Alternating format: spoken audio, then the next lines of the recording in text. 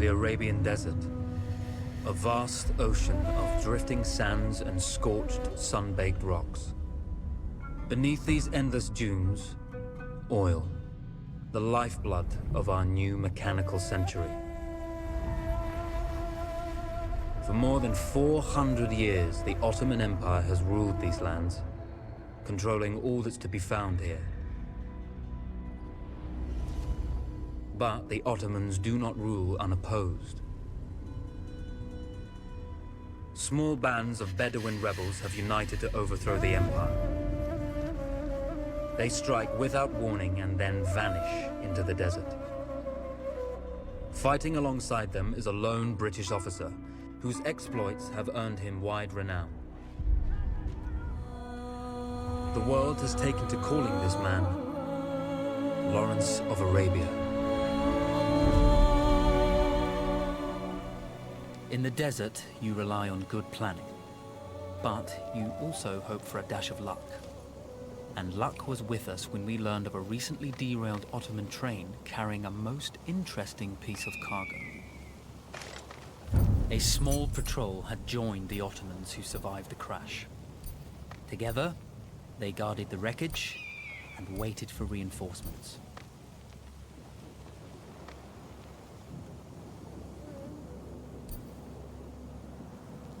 When your enemy has better weapons and better equipment than you, steal from your enemy.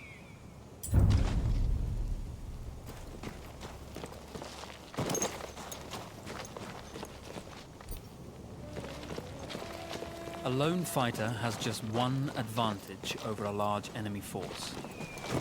A lone fighter can move unseen.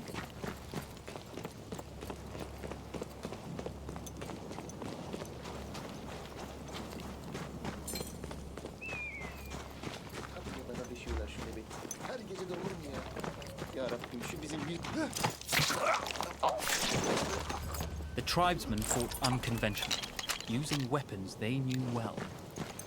Endurance, individual intelligence, and courage were their primary assets.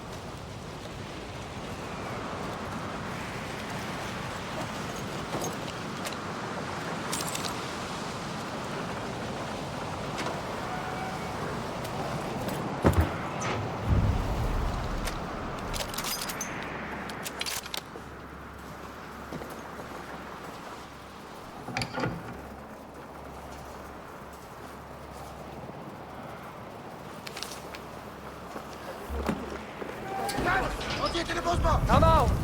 It's over.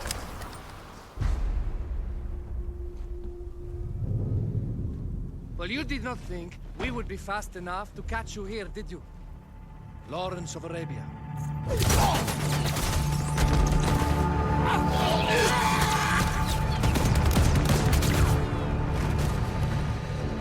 Actually,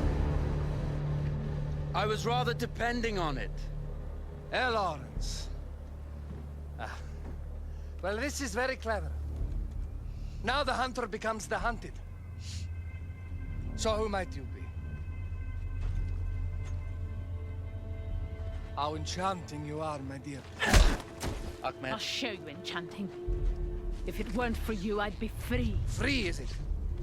You'll be free when you're dead. And I'm happy to tell you, the Empire intends to grant you all this freedom very soon.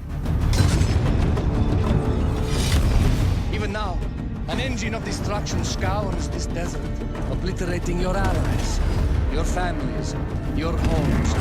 Soon there will be nowhere to run. Nowhere to hide. Soon all that you know, and all that you love, will be ashes. You will all be free to die. Oh, you animal! Zara!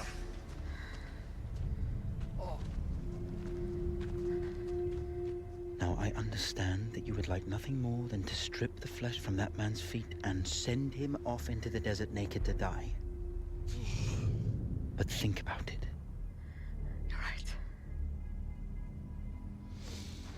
I'm sorry. My friend here, she can be a little brusque. You're going to tell me how to lie to your train, so we can lure it into a trap and destroy it. Impossible. To even begin to talk to that train, you would need an entire book of communication codes. Oh, like this one, you mean? You can never stop the progress of machines! One day, the whole world will take your lands, and the precious black gold beneath its sands. We shall see, my friend.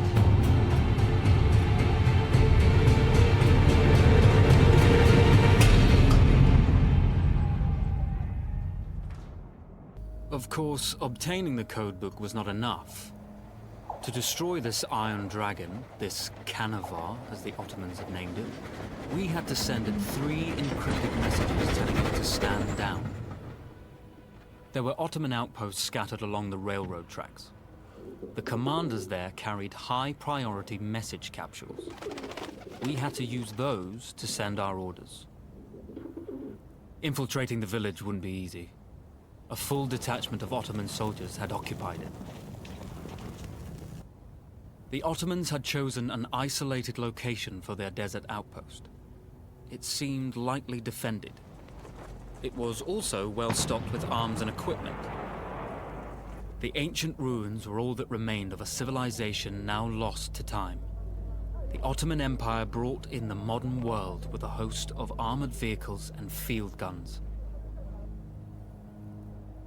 3 commanders to eliminate, 3 personal message capsules to be stolen, and then sent with our false orders.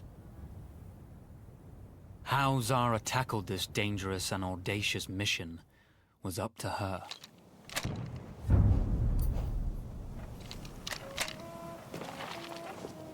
The Bedouin treasured their horses, and in return, those animals granted their riders unparalleled speed and mobility.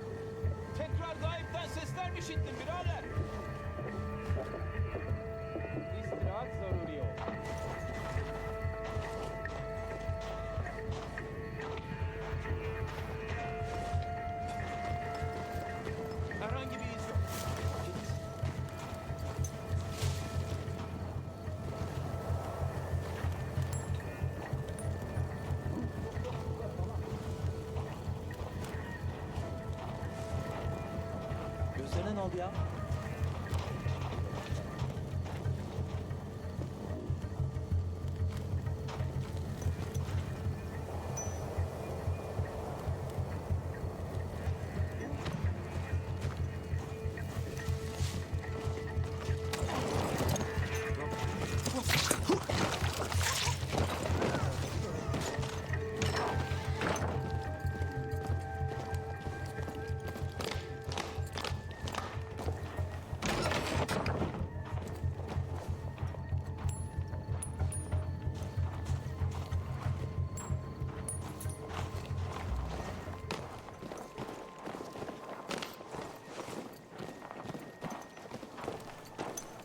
Teslim olursan soyup işkence etmeyeceğim sana.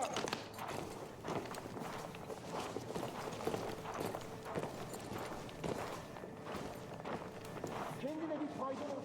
Teslim olursan yaşarsın.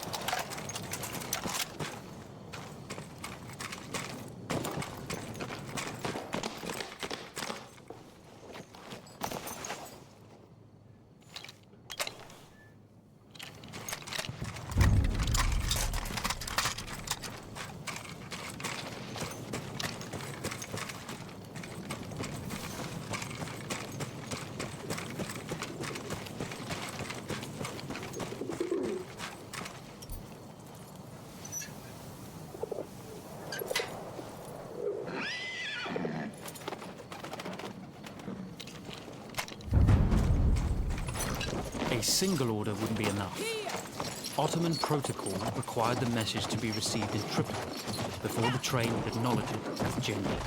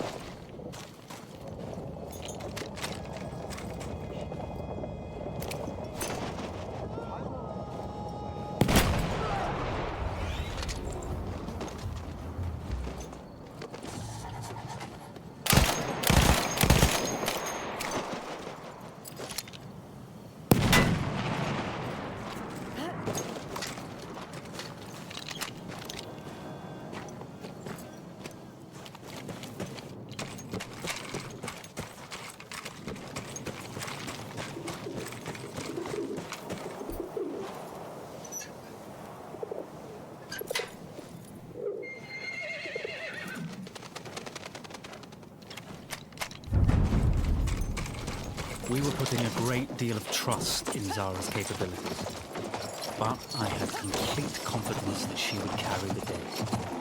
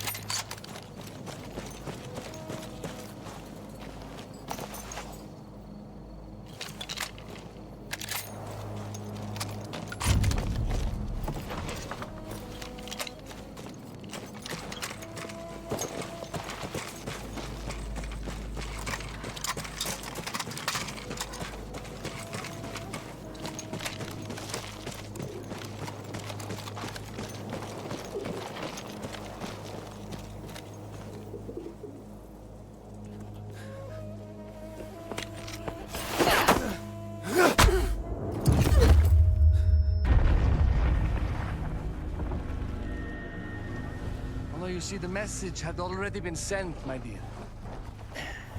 Not the message you would have wanted.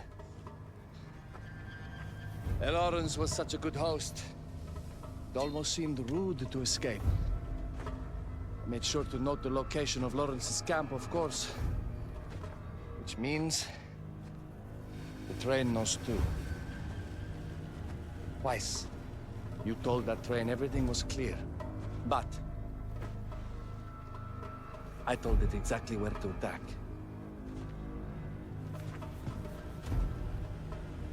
The beast has your scent, my dear. And it's coming to slaughter you and your little band of rebels.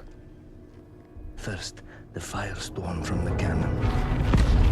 Then, up close with the troops to slaughter any survivors.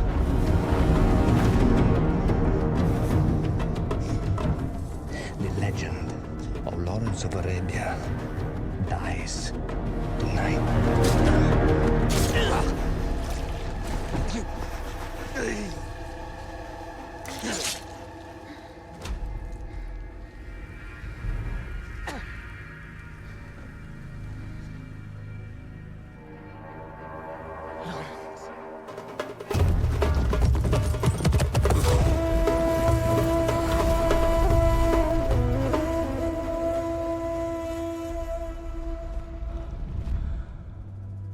You slipped away just in time. Tilkitchi was a fool to think we'd ever stay after he escaped. The carnival won't stop hunting us. No, it won't. Let me think. The train's coming a long way. So it'll have to stop to take on water. That's where we strike. Agreed. I'll deal with any sentries, then rig explosives on the track. Yes, and I'll rally our fighters. When I blow the lines, the train will be trapped. So when you hear the blast, you need to attack them with everything you have. It's good. But you know that there's a chance the men may not come. You may set off those explosives and find you're out there all alone. You know that. I guess I won't know either way until I set it off.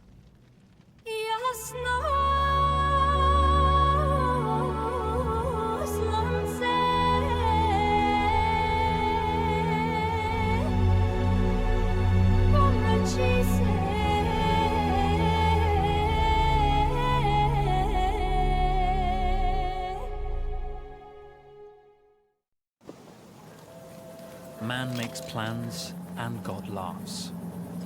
As it turned out, the small town where we would ambush the train had a significant enemy presence.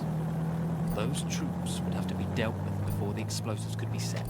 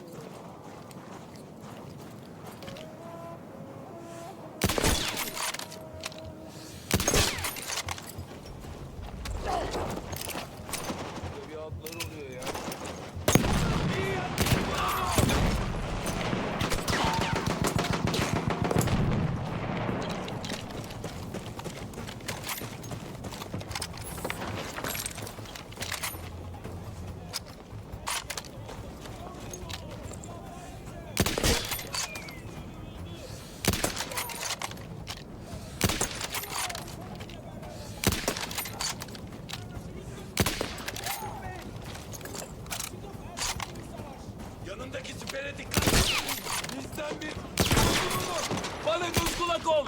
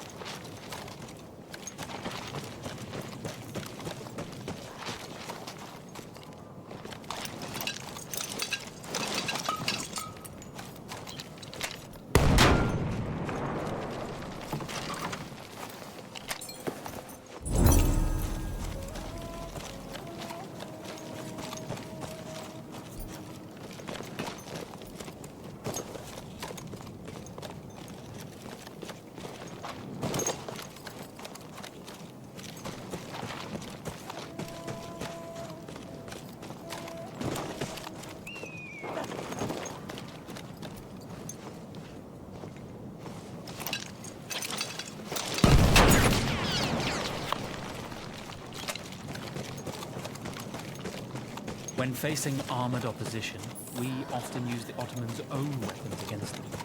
Anti-tank grenades, field guns, whatever we could lay our hands on.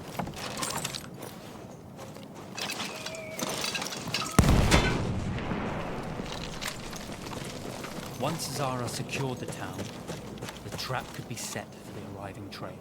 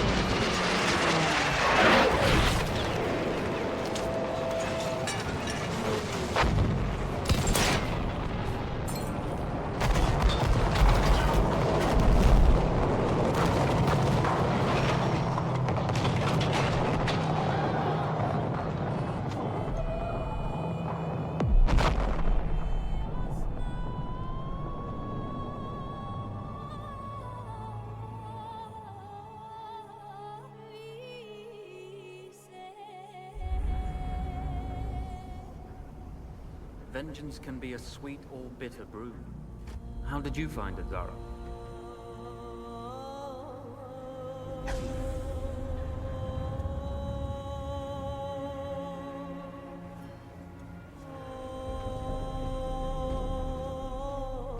And you're right, we do need to think bigger, act bigger. Maybe even the Suez Canal.